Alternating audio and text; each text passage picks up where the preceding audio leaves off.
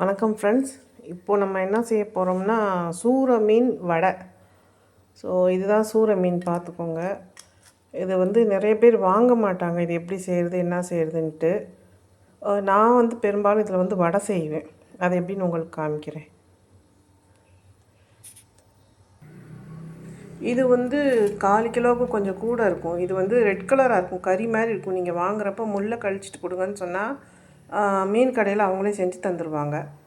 இது சின்ன வெங்காயம், பூண்டு, இஞ்சி இதெல்லாம் நம்ம தட்டி போடணும். இதுதான் மசாலா. கொஞ்சோண்டு சோம்பு, கொஞ்சோண்டு சீரகம், ஒரே ஒரு ஏலக்காய், 2-3 பட்டை பீஸு, ஒரு 3 கிராம்பு. இது எல்லாமே நான் இந்த மெஷர்மெண்ட்லாம் எனக்கு சொல்ல தெரியாது, கொஞ்சம் ஓரளவுக்கு எடுத்துருக்கிறேன் நான். இதுவே நீங்கள் கறியில் பண்ணுறப்ப கொஞ்சம் மிளகு போட்டுக்கலாம். இதில் பாருங்கள், இந்த அளவுக்கு அரைச்சா போதும். இதை அரைச்சிட்டு கொஞ்சோண்டு எங்கள் பாப்பாவுக்கு எடுத்து வச்சுருக்கேன், காரம் இல்லாமல் வேணும்னு சொல்லிட்டு. ஏன்னா இதில் நம்ம தனி மிளகாத்தூள் ஆட் பண்ண போகிறோம். பாருங்கள், ஒரு அரை ஸ்பூன் அளவுக்கு இருந்தால் போதும். ஏன்னா இதில் நம்ம ரெட் சில்லி ஆட் பண்ண போகிறோம்.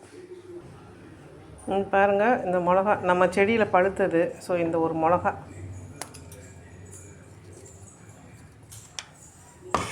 இது எல்லாமே நம்ம குறகுறன்னு தான் அரைக்கணும், நைஸாக அரைக்கக்கூடாது. இதில் இஞ்சி, பூண்டு, சின்ன வெங்காயம்.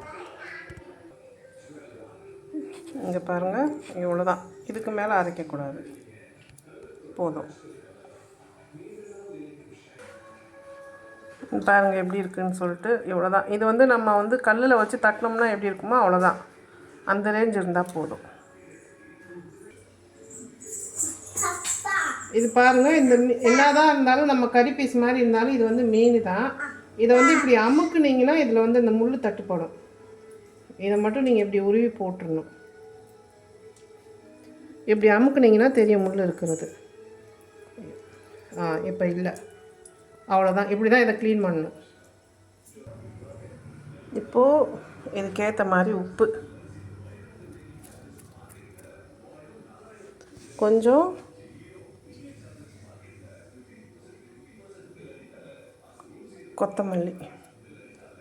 கொத்தமல்லி நிறைய போடக்கூடாது. நான் நிறைய பேர் பார்த்துருக்கேன், அப்படியே அள்ளி போடுவாங்க. அது வாசனையும் டேஸ்ட்டும் மாற்றி விட்ரும். ஒரு லிமிட் தான் எல்லாமே. ஓகே, இப்போ இதில் ஒரு எலுமிச்சம்பழம், இது அரை மூடி கீழே ஒன்று வச்சுருக்கேன். ஏன்னா நான் ஒரு கையால் செய்ய முடியாது, நானே வீடியோ எடுத்துகிட்டு நானே இதுவும் பண்ணுறேன். ஸோ ஒரு எலுமிச்சம்பழம் புளியணும். இதில் நான் புளிஞ்சிட்டு காட்டுறேன். இப்போது இதெல்லாமே நம்ம சேர்த்து பிசைஞ்சுக்கணும்.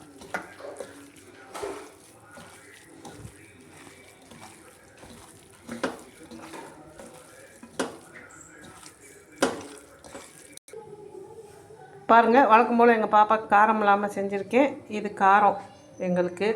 இது மாதிரி உருட்டி வச்சுக்கணும். உருட்டி வச்சுட்டு லேஸு பாக்கிட்டு நல்லா பொடி பண்ணி அதில் நான் ஃப்ரை பண்ணுவேன். நான் காமிக்கிறேன் பாருங்கள். இதுதான் மீன் வடையோட மெத்தடு. நாங்கள் இப்படி தான் செய்வோம். உங்களுக்கு சின்ன வெங்காயம் கிடைக்காதவங்க பெரிய வெங்காயத்தை யூஸ் பண்ணலாம். என்னென்னா பெரிய வெங்காயம் நறுக்கி கொஞ்சம் நேரம் கழித்து நல்லா புழிஞ்சிட்டு போடுங்க. ஏன்னா அதில் தண்ணி நிறையா ஆயிரும். இது லிக்விட் ஆயிரும், அப்புறம் உங்களால் உருண்டை பிடிக்க முடியாது. அந்த மாதிரி தப்பு நடக்கிறப்ப நீங்கள் கடலை மாவு, கொஞ்சம் மைதா மாவு, கொஞ்சம் சோள மாவு இதெல்லாம் ஆட் பண்ணிக்கலாம். கொஞ்சம் இன்னும் நல்லா கிறிஸ்பியாக தான் இருக்கும். எங்களுக்கு இந்த ஆர்டிஃபிஷியல் அதெல்லாம் வேணாமே, ராவாக வேணுன்றதுனால நாங்கள் அப்படியே பண்ணியிருக்கோம். இந்த பாருங்கள், லேஸ் பாக்கெட்டு. இது குறம் தான், சும்மா ஒரு 2 சுற்று சுற்றிட்டு எடுத்தால் தான் எல்லாமே ஈவனாக இருக்கும், கையில் நொறுக்கிறத விட. அதுக்காக தான்.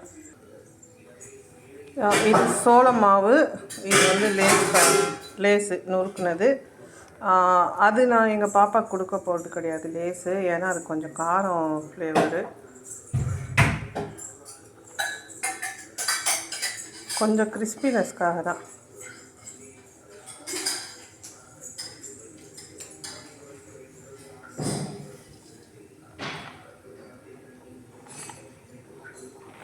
ஃபஸ்ட்டு பாப்பாவுக்கு செஞ்சு முடிச்சிடுவோம். ஏன்னா நம்மளுக்கு செய்கிறது அந்த எண்ணெயில் காரம் இறங்கிடும், அதனால்.